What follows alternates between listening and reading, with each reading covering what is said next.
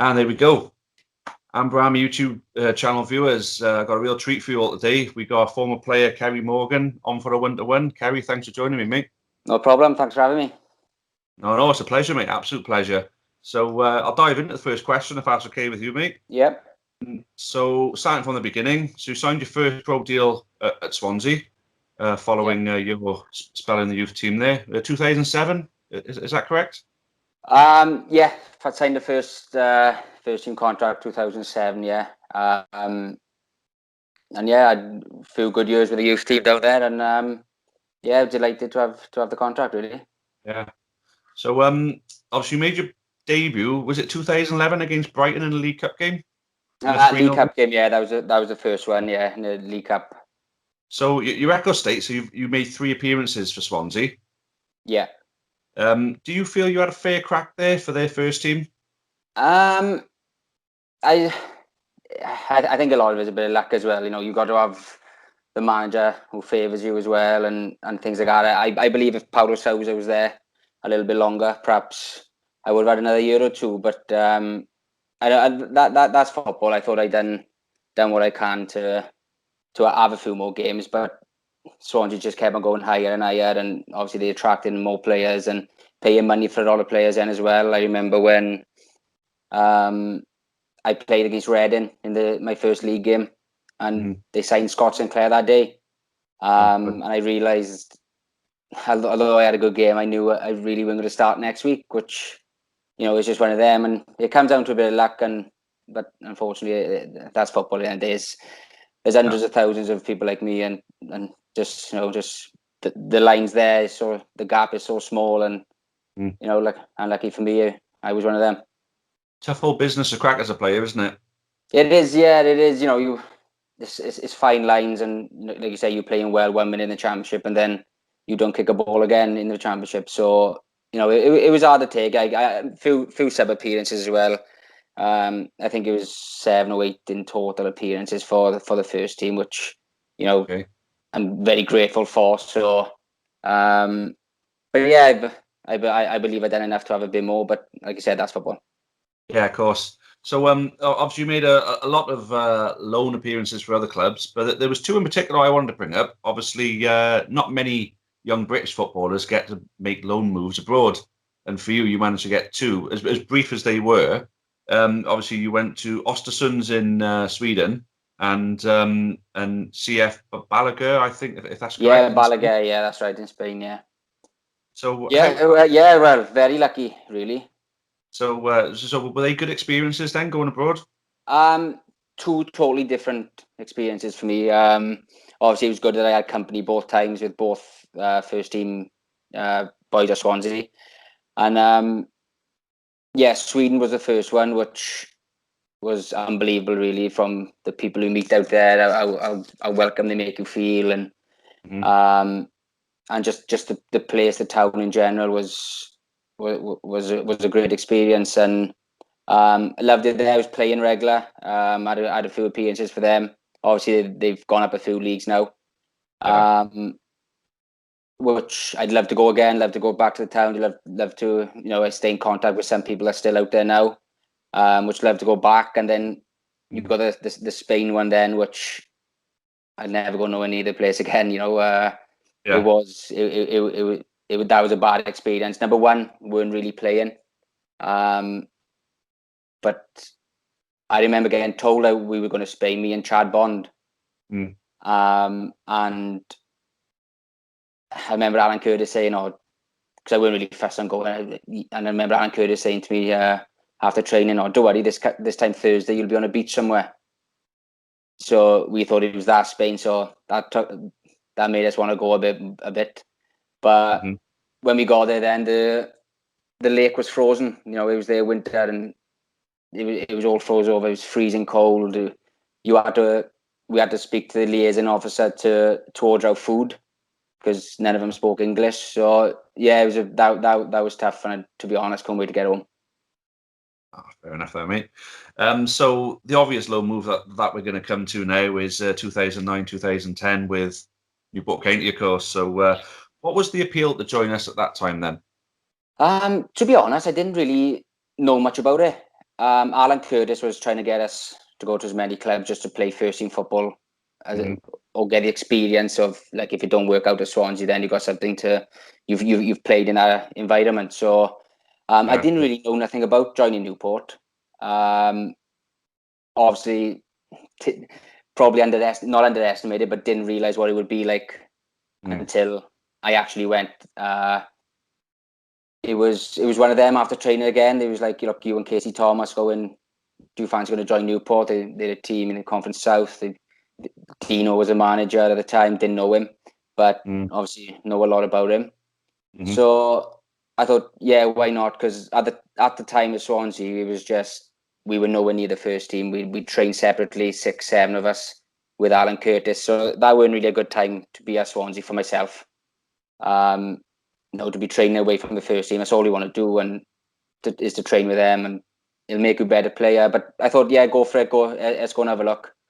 And then, yeah, went from there. And then obviously the record-breaking season that came, and I know there's a damn load of Newport County fans who think very highly of you in your time, especially during that season, of course. So, what did that season mean to you personally to be a part of?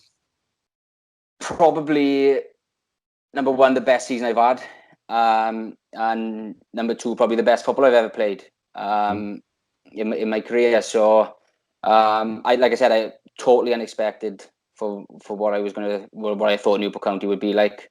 When he turned up our first game, it might be Billericay or Staines away, something like that. It was. We took a few fans going. I come on sub. But it was the Dover game, the one after, that I thought, I'm at a club here, because when you take 400-500 away to Dover, just before Christmas, we were nowhere near the league at the time, but it was us and them at the top. The league was only just started, a few games in, and to take that many fans up to Dover, the furthest trip was, and he thought it was something special here. Yeah, absolutely, yeah. So obviously the season went on then, and we obviously won the league with broke all the records and everything like that. I take it was an easy choice then to come back again the season after. Yeah, it was no question whether to come back or not. Playing first in a conference, playing regular first team football, training full time with a club that you're playing for. Not because when I was in the conference, I was going back to Swansea to train, then back to the games with Newport. So that was a bit tough. So it was nice to concentrate on one club at a time, which, like you said, the size of the club, then we knew that the players we had, we could push on. Yeah, of course. So obviously we had a great start to that season, of course, and then we ended up losing Dino. But what was your relationship with Dino like? Because a lot of the other boys were spoken to who worked with him spoke extremely highly of him. Yeah, brilliant.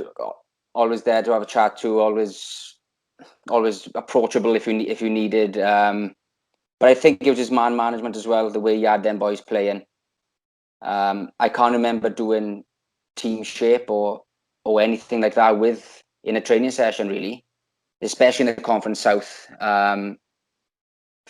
We didn't do no team shape. We just turned up. We had a game of 5-a-sides. We had a circle at the start, but it was the best team spirit I've probably ever been involved in. It was unbelievable. He knew, although doing all that, not doing team shape, like I said, he knew come a Saturday that the boys were going to give everything for him, and we did so. I suppose you could say man management in football is quite underrated with regards to tactical expertise. Oh, massive! Probably the biggest for me, because we could all pass the ball. We could all shoot. We were all fit at the time. We can all do the basics, right? But then to have him there, then just a steady ship, because the boy, we run away with our league and keep our feet on the ground. He made sure we done things right, and not just Dean. It was, you had Tim Harris behind the scenes. You had Matt Southall. From top to bottom, the club was just a great place to be at, and we had a good start to the conference premier then. I think momentum took us. But like you said, he left, and no one can blame him going to a football league club, but it definitely disrupted us really. And I think if he stayed, then we at least would have got to the playoffs. Yeah, of course. 'Cause that was going to be my next question. So why did things actually change when he left?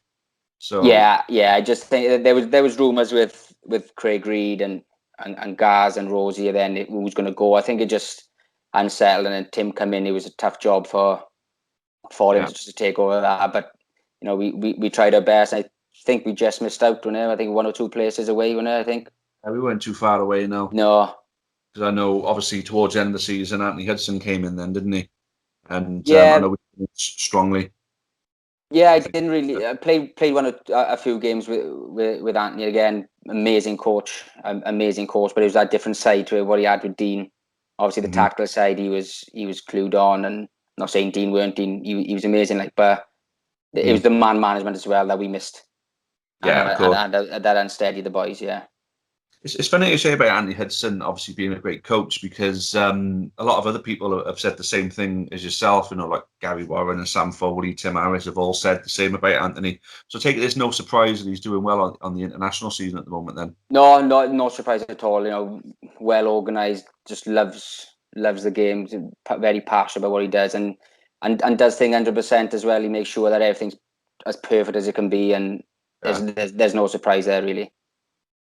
So moving on from there, then in 2011, obviously you ended up being released by Swansea. Then, Yeah. um, was there ever a conversation about joining us that summer on a permanent? Yes. Yeah, there was obviously with Anthony as well, and Tim, but probably the hardest decision I've ever had to make to now. Even leaving my hometown club here, but knew that decision was the hardest I've ever had to do. Looking at back at the time, it was the right decision for myself. Um, Never did I want to I was loved by the fans. I loved the fans. I loved the club. Never wanted to leave. But like I said earlier, it was I've never actually had stability at a football club. It's always been a 1 year, 1 year. Well, we'll see what it's like next year, next year. So then when I spoke to Anthony and he said, look, it'll be a 1 year contract with option of a second. Obviously, I'd be lying if the money if I said it weren't about the money as well, because it was. When Leith were offering a lot money Yeah. with a 4 year contract as well. That was I just wanted a bit of stability then, and that was the hardest thing. And like looking back now, yeah, it was the wrong one. It was the wrong one, but it's one of them that you gotta get on with it. And but at the time, I had to do it. You're looking to buy an house, you're looking to have a family or whatever, and things like that. But it's not just football. If it was just football reasons, I would never have left, obviously. Yeah, of Um, course. and people you'd be like I said, you'd be lying if it's not if you're not financially better off as well. Because playing football is a very short career, financially, especially down the lower leagues, you've got to look after yourself, haven't you? Yeah, well, and that's it. I was 24 at the time, 24, Mhm. yeah, 24 at the time, and I hadn't signed over a 1 year contract yet. Yeah. And so that was a lot of, like I said, a bit of stability. We were training Drew Forest, which 8 miles away from where I live, and things like Mhm. there's all other things. It's not just football, which, like I said, I wouldn't have left obviously if it was that for that reason. But it's one of them I had to make. So obviously it was then disappointing then when Neath eventually got wound up because they spent a lot of money, didn't they? They put a very strong team together, didn't Oh they? yeah, great. We had a great side. And one of them, if we had another year or two, I believe we would have gone places in winning the Welsh Premier League and perhaps another round in Europe and things like that. But it wasn't to be, and things went a bit downhill from there with the club. Obviously, there's no club anymore. But it was a shame because we had a very very good squad there as well. Yeah. Because there's a question I'm going to ask you, which I haven't actually got written down, but do you think the fact that the Welsh League actually has European places, do you think that's undervalued and that potentially Welsh teams could use Europe as a hook to bring better players in if the Um, money was there for them? Yeah, definitely. Yeah, it is a big thing. And obviously, when the first year I was underneath, we went to Norway, and it was a great experience, a wonderful experience. But not many Welsh clubs go past the first round. It just seems to be like a one-off, really. And if it's something that we can do as clubs in Wales, then it'll be nice to have 2 or 3 rounds in that. And unfortunately, look at Barry last week. People are saying they should be beating teams from the Faroe Islands, but it is a massive step, and it's something we need to improve on. Yeah, definitely. So eventually, I know you had a few clubs in between and everything, but Merthyr, you ended up joining then, your hometown club. Yeah. So how was it to play for your hometown club? And then again, did you feel like you had a settled period whilst playing for them? Yeah, definitely. Always, like I said, always nice to go back to your hometown club. But with Merthyr, obviously, from being from the town, there's no getting away from it. You win, it's great in the town, and everyone's congratulated. But then if you lose, they quick enough to tell you around the town, around the streets. So it was hard, but something I was really looking forward to, and still am now. Obviously, I've been out since October with cruciate ligament injury, and just can't wait to get back now and playing up there. So is your club Merthyr right now? Still? Yes, still there at the moment. It might be worth checking the Aylesbury United website, because they got you down as a player at the moment, and that their squad was updated quite recently, and they still got you as a player. Oh, right. So No, news to me. No, United? still there. No, still the Merthyr. Happy Yeah, days. still a Merthyr, mate. And obviously, we lost a few players in the summer, and I think it's a rebuild process at the moment, but it's something we look forward to. Yeah, it's a nice ground, Penny there, and I've always enjoyed going up there. Obviously, me and the missus tend to go up there from time to time. If it's ever a Saturday where County aren't playing, like if it's an FA Cup weekend and we're not in the next round playing on a Sunday, we tend to pop up the Merthyr. Yeah, to be honest, it's a lot of Newport. You do see a lot of old faces from Newport popping up along the way. Yeah, which is nice to see. So, and then going back to Penarden Park it is a lovely ground, and pity we can fill it every week, but it is nice to play. Pitches are the greatest at the moment. It needs to be done, but it is a lovely place to play at, and especially when things are going well. Yeah, it's a nice little ground. I really like it there, and hopefully, I get the chance to come back up again soon. Yeah, of course.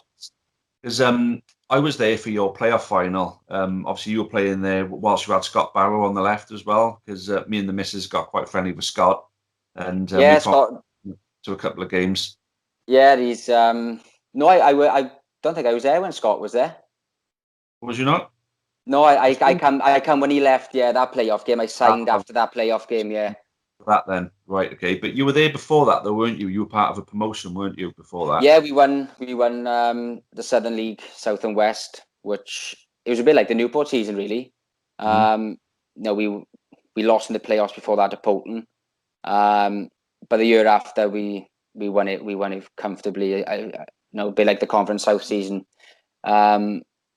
But yeah, we had, again, great squad. Ryan Newman, who ex Newport, Ryan Charles, ex Newport.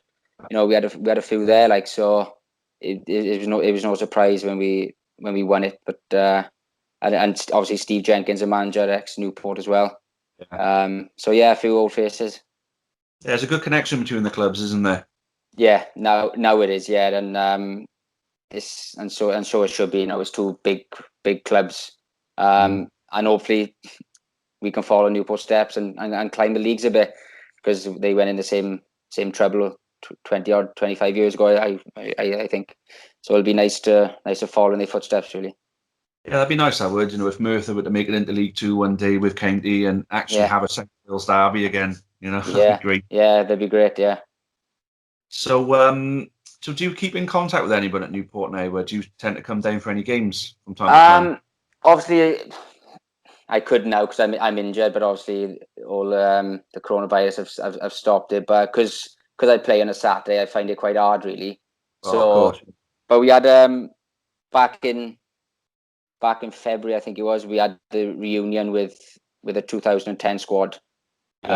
Few old faces, which was nice to see, and it was a long time not seeing the boys, and it'd be nice to perhaps go down and not to, because boys have gone their separate ways, and with other clubs and be successful with other clubs. But it'd be nice to go back just to show the fans a bit of appreciation of what they meant to us as well. Like, when we talked about it all afternoon and how much of a good club it was, and Lisa's going to sort something out and try and get the old faces back down.